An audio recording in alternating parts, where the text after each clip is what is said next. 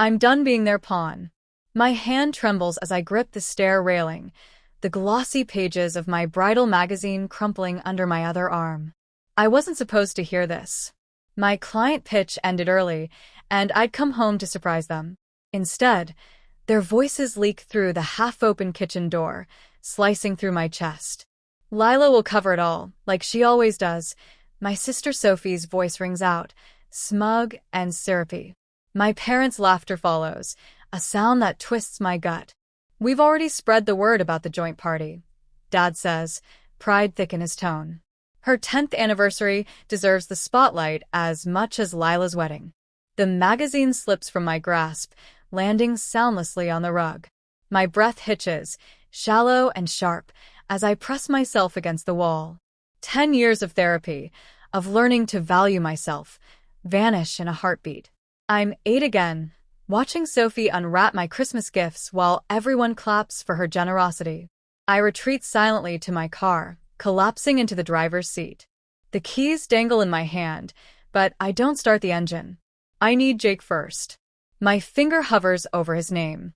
3 shaky breaths later, I call. "Hey, love," he answers, voice warm. "How'd the pitch go?" "They're doing it again, Jake," I say, steadier than I feel.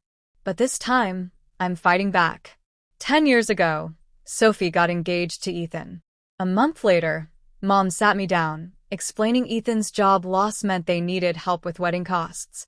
"Family first, Lila," she said, her eyes soft but unyielding.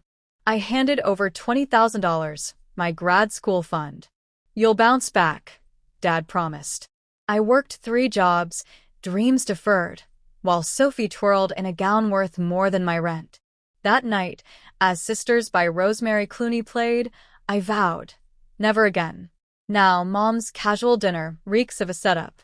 The table gleams with heirloom china, a bad omen. Sophie and Ethan arrive late as always. Mom beams. "We've planned something special, a combined celebration. Your wedding. And Sophie's 10th anniversary." Sophie slides a binder across the table, color-coded and smug. "I've listed everything. Separate cakes, coordinated colors for harmony."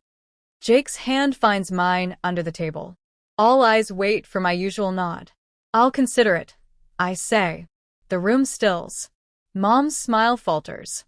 Dad chuckles, patronizing. "Always sensible, Lila. That's why you'll handle the budget." Sophie's eyes glisten with crocodile tears. "I thought you'd be thrilled." I smile, the perfect daughter, but inside, my resolve hardens. Never again. That night, I snoop through Mom's laptop in her office. An email thread titled "Lila's Payments" stops my heart. "She'll cover the balance once we lock in vendors," Mom wrote to Sophie. I find charges on my card, $4,000 for a dress I didn't pick. A spreadsheet lists $70,000 in expenses, labeled Lila's share. A journal entry from Mom seals it. "Lila's always been the dependable one. She'll understand." I screenshot everything, texting Jake. "Bathroom. Now." "It's fraud," he says, voice tight. We're done playing their game. The next day, my friend Mia, an event planner, calls. "Sophie's claiming she's managing your wedding." I send her the spreadsheet. "This is abuse," she says. Jake's cousin, Tara, a family law expert, agrees. "Your mom enables Sophie. Your dad enforces. You've been their scapegoat." The threats start soon after. Sophie mentions helping with my job. Dad dangles a vague promise of a house deposit. Mom hints at her fragile health. I play along, smiling through gritted teeth, but I'm planning.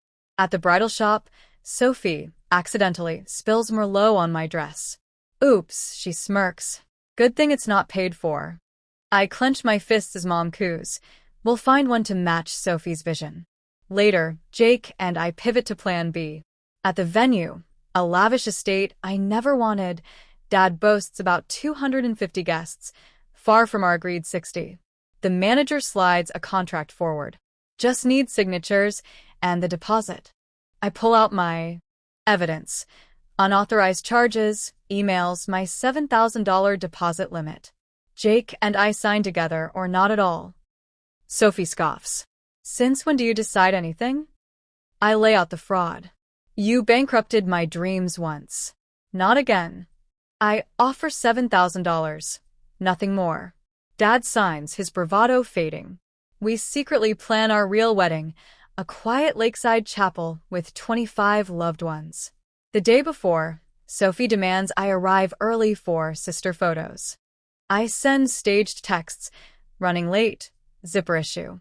At noon, under a willow tree, Jake and I exchange vows. Our friends cheer, no one checking their phones. Across town, my family faces a $63,000 bill they signed for. By evening, Mom's frantic voicemail confirms their panic. Lila, the venue needs payment now. Your father used his savings. A year later, at our first Thanksgiving in our new home, Sophie visits alone. I'm in therapy, she says, voice soft. Mom and Dad lost everything paying the venue. I'm sorry. I invite her in, setting boundaries.